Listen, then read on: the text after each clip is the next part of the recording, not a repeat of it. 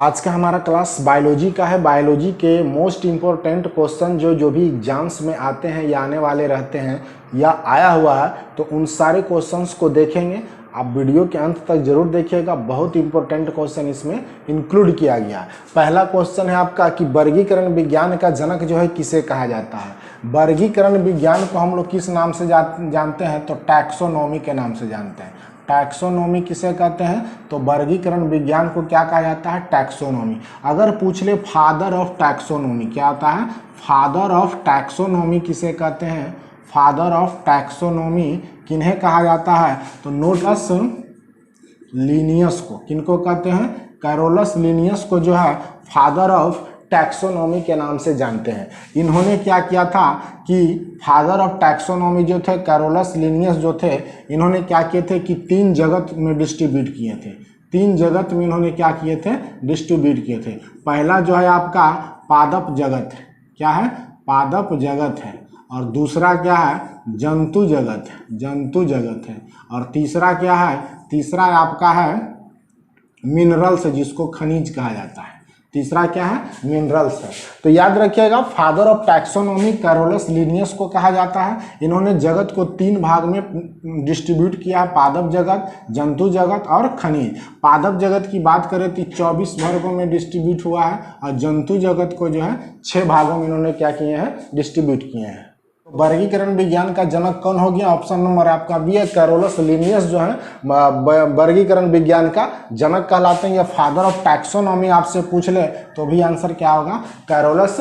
आपसे पूछ ले कि जीवों के वर्गीकरण की जो आधुनिक प्रणाली में सबसे छोटी इकाई कौन सी है, तो वंश, कुल, जाति और संघ, इनमें से पूछा जा रहा है कि जो सबसे छोटी इकाई है वो कौन सी है, और सबसे बड़ी इकाई भी पूछ सकता है कि आपसे कौन है। तो सबसे छोटी इकाई, सबसे बड़ी इकाई कौन है, हम आपको जगत की सारी श्रेणी ही दे। पूछ दे कि जीवों के वर्गीकरण की जो आधुनिक प्रणाली उसमें सबसे छोटी इकाई कौन सी है, तो छोटी इकाई आपकी कौन सी है, जाति है। और अगर बड़ी इकाई की बात कर ले तो बड़ी इकाई आपकी कौन सी है, जगत है, जिसको क्या कहते हैं, किंगडम कहा जाता है। क्या कहते हैं, किंगडम। दूसरा अगर पूछ ले तो संघ आता है। दूसरा क्या है, संघ, जिसको क्या कहते हैं, फाइलम कहते हैं। क्या कहते हैं, फाइलम। अगर तीसरा आपसे पूछ ले तो तीसरा आपका क्या है, वर्ग आता है। तीसरा क्या है, वर्ग है, जो ऑर्डर जो क्लास कहलाता है। ठीक है, वर्ग को क्या कहते हैं, क्लास। अगर चौथा आपसे पूछ ले तो गुण आपका आता है। क्या आता है, गुण, जो ऑर्डर कहलाता है। अगर आपसे 5वां पूछ ले तो कुल होता है। कुल मीन्स क्या होता है, फैमिली जो होता है उसको हम लोग क्या कहते हैं, कुल कहते हैं। अगर छठा आपसे पूछ ले तो आपका वंश आता है। वंश को क्या कहते हैं, जीनस कहते हैं। ठीक है। और अगर 7वां पूछ ले आपसे कि 7वां क्या है, तो ये आपका जाति है, जो क्या कहलाता है, स्पीशीज कहलाता है। तो ये कुल आपका अवरोही क्रम में डाटा लिखा गया है। पहला जगत है, दूसरा संघ है, तीसरा वर्ग है, चौथा आपका क्या है, गुण है, फिर कुल है, उसके बाद वंश है, और उसके बाद जाति है। तो कभी काल आपको आरोही या अवरोही क्रम में भी अरेंज करने के लिए दे सकता है। तो याद रखिएगा, सबसे छोटी इकाई कौन सी हो गई, जाति। और सबसे बड़ी इकाई कौन सी है, तो सबसे बड़ी इकाई आपकी किंगडम है, सबसे छोटी इकाई कौन सी है, जाति है। हमारे पास है कि ये कुछ डाटा दिया गया जिसको क्या करना, मिलाना। जैसे पूछ रहा सबसे बड़ा स्थलीय जीव कौन है, सबसे बड़ा स्तनधारी कौन है, और सबसे बड़ा पक्षी कौन है, सबसे बड़ी कोशिका कौन है। इसका करेक्ट आंसर, सबसे पहला आंसर है सबसे बड़ा स्थलीय जीव कौन सा है, तो ठीक है, आपका दिया गया हाथी। हाथी जो है सबसे बड़ा स्थलीय जीव है। दूसरा अगर पूछ ले आपसे सबसे बड़ा स्तनधारी, तो सबसे बड़ा स्तनधारी कौन होता है, तो व्हेल मछली होता है। कौन होता है, व्हेल मछली जो होता है आपका सबसे बड़ा क्या है, स्तनधारी जीव है। सबसे बड़ा पक्षी अगर पूछ ले तो सबसे बड़ा पक्षी आपका कौन सा है, तो शुतुरमुर्ग है। कौन सा है, शुतुरमुर्ग जो है सबसे बड़ा पक्षी होता है। और अगर सबसे बड़ी कोशिका की बात कर ले तो शुतुरमुर्ग का अंडा है। सबसे बड़ी कोशिका का बात कर ले तो शुतुरमुर्ग का क्या हो जाएगा, अंडा हो जाएगा। तो याद रखिएगा, सबसे बड़ा स्थलीय जीव कौन सा है, हाथी है। अगर सबसे बड़ा स्तनधारी जीव पूछ ले तो आपका व्हेल मछली हो जाएगा। और सबसे बड़ा पक्षी पूछ ले तो शुतुरमुर्ग हो जाएगा। सबसे बड़ी कोशिका पूछ ले तो शुतुरमुर्ग का अंडा हो जाएगा। नीचे क्वेश्चन दिया गया है कि पक्षियों के अध्ययन को क्या कहते हैं, तो पक्षियों के अध्ययन को क्या कहते हैं, ऑर्निथोलॉजी कहते हैं। ऑर्निथोलॉजी जो होता है आपका, ये पक्षियों का क्या कहलाता है, अध्ययन कहलाता है। ठीक है, पक्षियों के अध्ययन को क्या कहा जाता है, ऑर्निथोलॉजी कहा जाता है। बहुत बड़ी एग्जाम में पूछा भी गया है। इससे पूछ लिया जाता है कि जीवन की मूलभूत इकाई क्या है। जीवन की जो मूलभूत इकाई है वो क्या है, तो जीवन की जो मूलभूत इकाई है उसे हम लोग क्या कहते हैं, कोशिका कहते हैं। ठीक है, अगर इसकी खोज की बात कर ले कि कोशिका की खोज कौन किए थे, तो रॉबर्ट हुक किए थे। कौन किए थे? रॉबर्ट हुक ने 1665 ईस्वी में कोशिका की खोज किए थे। ठीक है, कोशिका की खोज कौन किए थे? रॉबर्ट हुक ने। अगर ये पूछ ले कि रॉबर्ट हुक ने कोशिका की जो खोज किए थे वो कौन सी थी, तो वो मृत कोशिका थी। कौन सी कोशिका थी? मृत कोशिका की खोज जो है रॉबर्ट हुक ने 1665 ईस्वी में किए थे। बाद में जो है 1674 ईस्वी में ल्यूवेन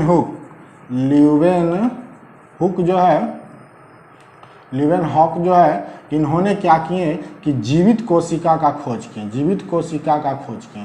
तो अगर आपसे पूछ ले कि मृत कोशिका की खोज किस वैज्ञानिक ने किया था और कब किया था, तो मृत कोशिका की खोज जो रॉबर्ट हुक ने 1665 में किए थे। और अगर जीवित कोशिका की बात कर ले तो ल्यूवेन हुक नामक साइंटिस्ट ने 1674 ईस्वी में किए थे। ठीक है, इन्हें जो है रॉबर्ट हुक को क्या कहा जाता है? Father of cytology. क्या कहते हैं? फादर ऑफ साइटोलॉजी किन्हें कहते हैं? रॉबर्ट हुक को कहा जाता है फादर ऑफ साइटोलॉजी। तो 3-4 क्वेश्चन आपको यहाँ से याद आया। दूसरा बात है कि मिलान कीजिए। नेक्स्ट क्वेश्चन आपके पास है, केंद्रक की खोज कौन किए थे? जीव द्रव्य की खोज कौन किए थे? जीव द्रव्य का नामकरण कौन दिए? राइबोसोम की खोज कौन किए? तो राइबोसोम का खोज जो है G.E. पैलेट किए हैं। कौन किए हैं? G.E. पैलेट जो है आपका राइबोसोम का खोज किए हैं। केंद्रक की खोज जो रॉबर्ट ब्राउन ने किए हैं। केंद्रक की खोज कौन किए थे? रॉबर्ट ब्राउन ने किए थे केंद्रक की खोज।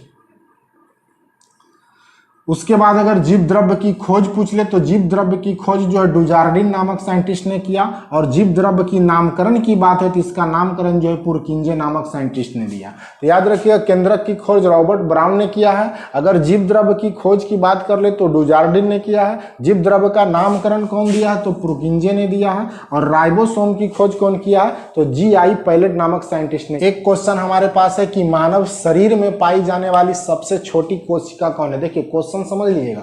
एक क्वेश्चन पूछा जाता है कि मानव शरीर की सबसे बड़ी कोशिका कौन सी है। यहाँ पे क्वेश्चन है कि मानव शरीर में पाई जाने वाली सबसे छोटी कोशिका कौन है। तो याद रख लीजिए, मानव शरीर में जो सबसे छोटी कोशिका पाई जाती है वो कौन सी होती है? तो उसे शुक्राणु कहते हैं। क्या कहते हैं? शुक्राणु, जिसको कहा जाता है स्पर्म। अगर सबसे बड़ी पूछ ले कि मानव शरीर में सबसे बड़ी पाई जाने वाली कोशिका कौन सी है, तो वो आपका क्या है? अंडाणु है। ठीक है, अंडाणु है, जिसको क्या कहते हैं? ओवम कहते हैं। क्या कहा जाता है? ओवम। तो याद रख लीजिएगा, मानव शरीर में सबसे छोटी कोशिका स्पर्म है और बड़ी कोशिका कौन सी है? अंडाणु, जिसको ओवम कहते हैं।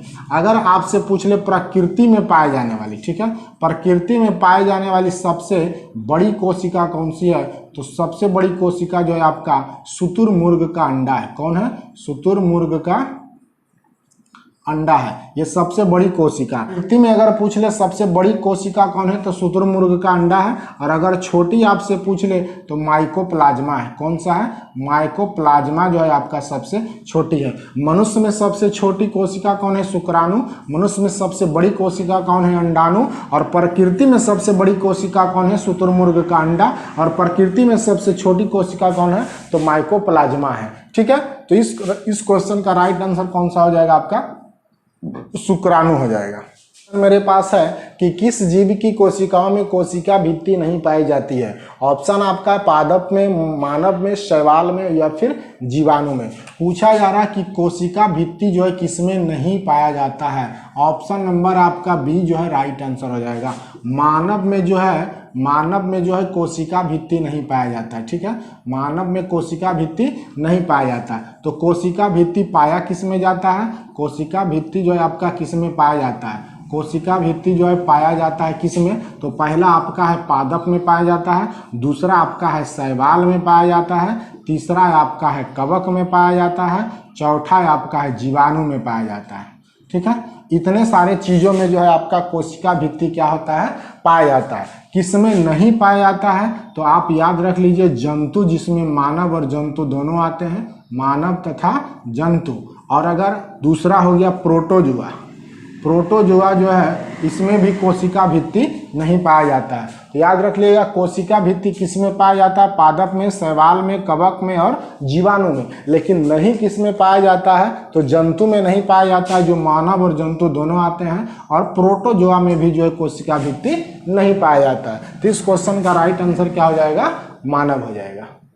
क्वेश्चन मेरे पास है कि जीवाणु की खोज किसने किया था, तो जीवाणु की खोज किसने किया था, ल्यूवेनहॉक किया था। ल्यूवेनहॉक नामक साइंटिस्ट ने किया था। एंटिनो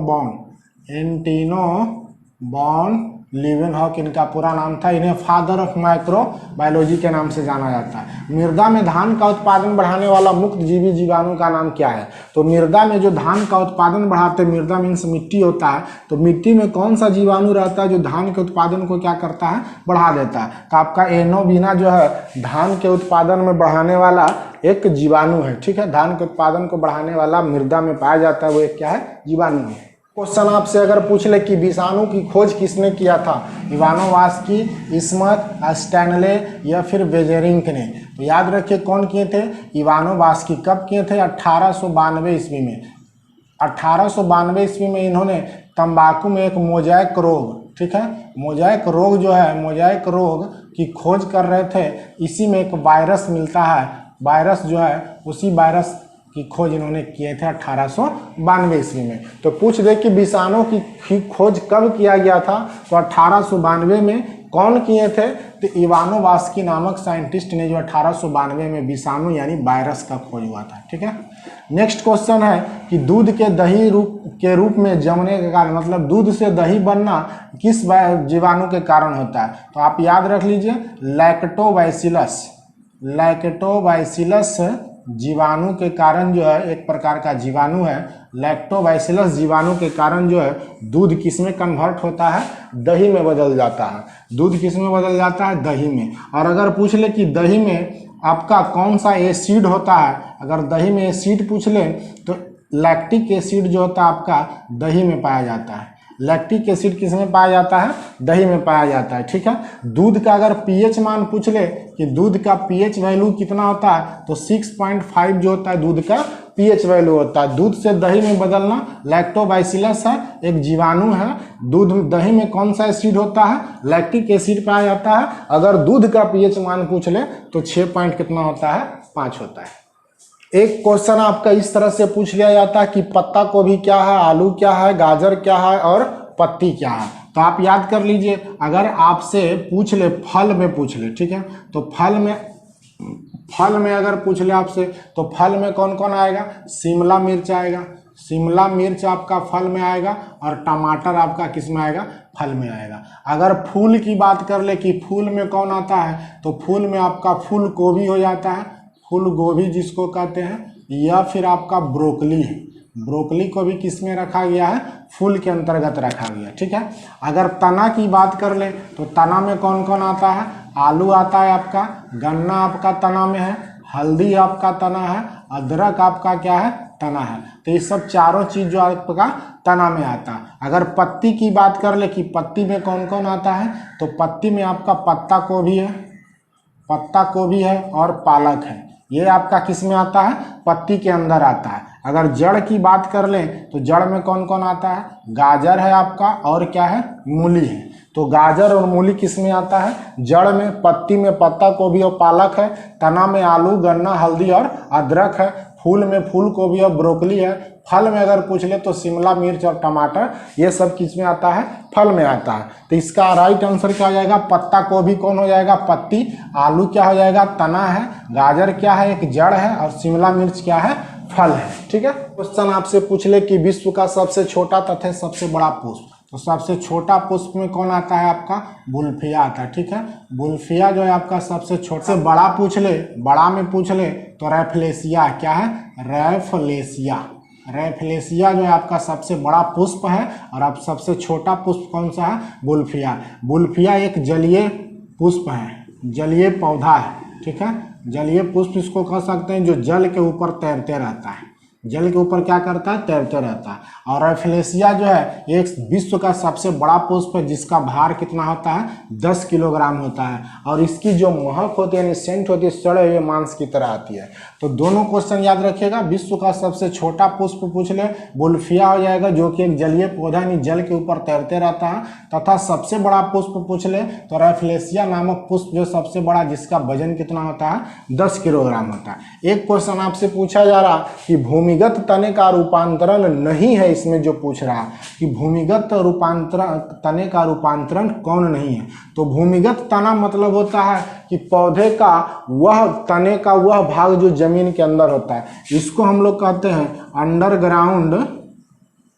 अंडरग्राउंड स्टीम के नाम से जानते हैं। भूमिगत तने को क्या कहते हैं अंडरग्राउंड स्टीम, यानी पौधे के तने का वह भाग जो जमीन के अंदर होता है। तो ये आपका जो है राइट आंसर डी हो जाएगा। इसमें नहीं पूछ रहा तो स्तंभ प्रतान नहीं होगा, बाकी प्रकंद होगा, स्तंभ कंद होगा, सल्क कंद होगा, एक घन कंद होता है। ठीक है, तो चारों के चारों आपको इसमें क्या पूछ दिया जाता है कि प्रकंद में कौन कौन आता है, स्तंभ कंद में कौन कौन आता है, और अगर सल्क कंद है तो इसमें कौन आता है। तो प्रकंद में आता आपका हल्दी आता है। कौन आता है? हल्दी है, अदरक है, ये जो आता आपका प्रकंद है। स्तंभ कंद में कौन आता है? आलू आपका स्तंभ कंद में। सल्क कंद में कौन आता है? तो प्याज है और लहसुन है। प्याज और कौन हो गया? लहसुन हो गया, ये सल्क कंद में। एक आपका कौन है? घन कंद है। तो घन कंद में कौन आता है? तो केसर का जो पौधा होता है ना, केसर का पौधा, ये किस में आता है? घन कंद के अंदर आता है। प्रकंद में हल्दी अदरक हो गया, स्तंभ कंद में आलू आता है, और आपका सल्क में कौन कौन है? प्याज और लहसुन है। और अगर घन कंद की बात कर ले तो जो केसर का पौधा होता है वो क्या आता है? घन कंद में आता है। केसर का पौधा ज्यादातर कहाँ पे होता है? जम्मू कश्मीर के अंदर होता है। एक क्वेश्चन आपसे पूछ ले कि विश्व का सर्वाधिक ऊंचा पौधा कौन है, तो विश्व का सर्वाधिक ऊंचा पौधा है यूकेलिप्टस है। कौन सा है? यूकेलिप्टस जो विश्व का सबसे ऊंचा पौधा। अगर पौधा में पूछ ले तो यूकेलिप्टस होगा, अगर वृक्ष में पूछ ले तो सिकोया नामक वृक्ष जो है सबसे ऊंचा है। ठीक है, पौधा में पूछ ले तो यूकेलिप्टस है, वृक्ष में आपसे पूछ ले कि विश्व का सबसे ऊंचा वृक्ष तो सिकोया है। एक क्वेश्चन है आपका अदरक एक तना है जड़ नहीं, तो अदरक में क्या होता है? नोड और इंटर नोड पाया जाता है। ठीक है, नोड और इंटर नोड जो है अदरक में पाया जाता है, इसीलिए अदरक क्या होता है? तना होता है। अदरक और हल्दी, अदरक और हल्दी ये किस में आते हैं? आपके प्रकंद के अंदर आते हैं। ठीक है, प्रकंद के अंदर कौन कौन आते हैं? अदरक और हल्दी। क्वेश्चन आपसे पूछ ले, एक क्वेश्चन आपसे पूछ ले कि एक वयस्क मनुष्य के शरीर में अस्थियों की संख्या कितना है? अस्थि मतलब क्या होता है? बोन, यानी हड्डियों की संख्या कितना है? याद रख लीजिए, वयस्क मनुष्य में अगर आपसे पूछ ले कि वयस्क मनुष्य में हड्डियों की संख्या कितना है? 206। अगर बच्चों में पूछ ले कि हड्डियों की संख्या कितना है तो 300 से लेकर कितना होता है? 350 होता है। ठीक है, आपका दूसरा क्वेश्चन है मानव शरीर की सबसे बड़ी तथा सबसे छोटी अस्थि कौन से, मतलब हड्डी कौन सी है? मानव शरीर की सबसे छोटी बोन्स की अगर बात कर लें, छोटी बोन्स की बात करें तो ये स्टेपीज है। कौन है? स्टेपीज हो गया। और अगर बड़ी बात कर लें तो ये आपका फीमर होता है। कौन होता है? फीमर। स्टेपीज जो होता है ये कान की हड्डी होती है। किसकी होती है? कान में पाया जाता है। फीमर आपका कहाँ पे पाया जाता है? जांघ के अंदर पाया जाता है, इसीलिए इसको क्या कहते हैं? थाई बोन्स के नाम से जाना जाता है। थाई बोन किसको कहते हैं? फीमर को कहते हैं। फीमर आपका हो गया थाई बोन, स्टेपीज आपका हो गया कान में पाई जाने वाली हड्डी।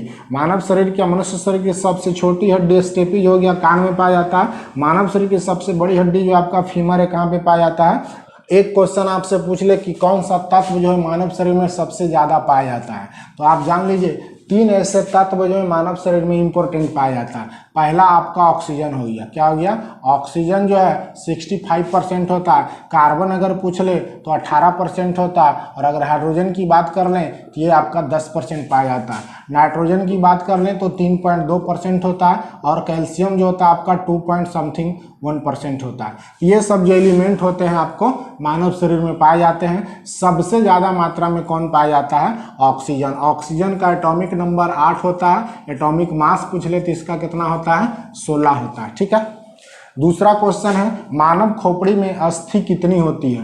मानव खोपड़ी मतलब हो गया स्कल, तो स्कल में टोटल हड्डियों की संख्या कितना होता है? तो टोटल हड्डियों की संख्या कितना होता है? 29 होता है। ठीक है, स्कल में टोटल हड्डियों की संख्या कितना है?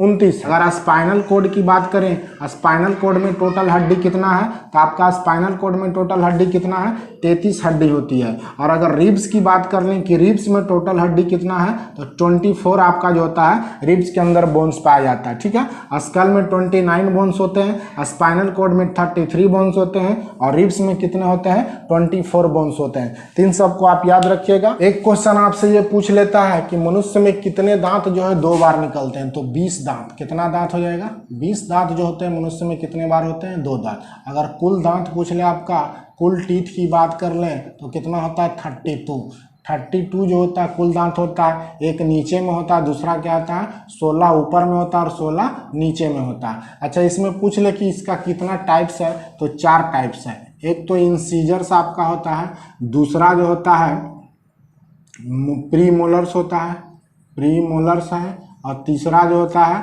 मोलर होता है, और चौथा क्या होता है, कैनाइन होता है, कैनाइन। तो ये 4 प्रकार का कुल क्या होते हैं, दांत होते हैं। इंसीजर, प्रीमोलर्स, मोलर्स और फिर कैनाइन्स। ये 4 प्रकार के क्या होते हैं, टीथ के प्रकार होते हैं। 20 ऐसे दांत होते हैं जो 2 बार निकलते हैं। नेक्स्ट क्वेश्चन है, नवजात शिशुओं में श्वसन की दर कितनी होती है। तो नवजात शिशुओं में 30 से 60 बार जो होता है पर मिनट होता है, ठीक है।